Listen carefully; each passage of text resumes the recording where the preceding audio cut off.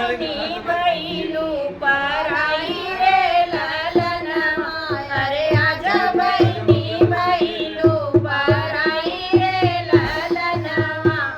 जावऊ न भैया ओ मम्मी के समझावऊ अरे पापा के समझा जावऊ न जावऊ भैया मम्मी के समझावा अरे पापा के लिए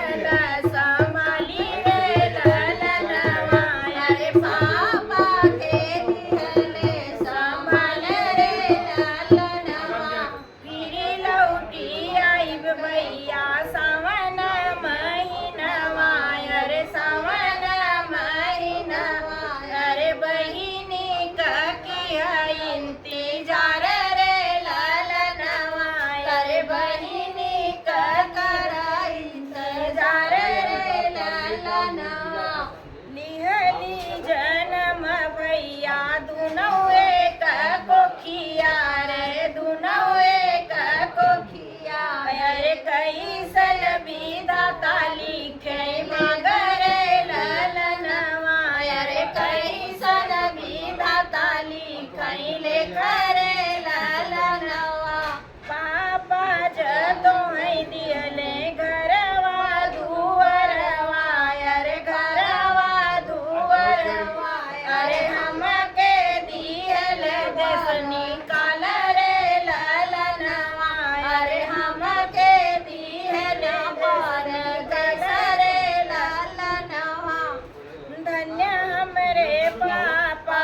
अरे धन्य हमरे मम्मी अरे धन्य हमरे मम्मी अरे कई दियली आज दुई आखरे ललनवा अरे कई दियली आज दुई आखरे ललनवा जेही दिन ए भैया लिहले जनमवा अरे लिहले जनमवा अरे वही दिन लिखल बाबा राय रे ललनवा अरे वही दिन लिखल बाराय रे ललनवा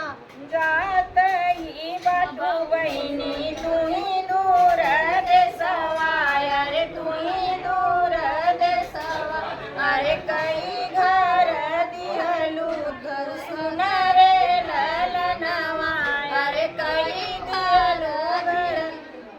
सुन रे ललनवा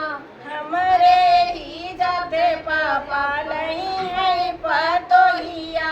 अरे नहीं है पतोहिया अरे भरी जई है गौरवा दुआर रे ललनवा अरे भरी जई है घरवा दुआर रे ललनवा हमारे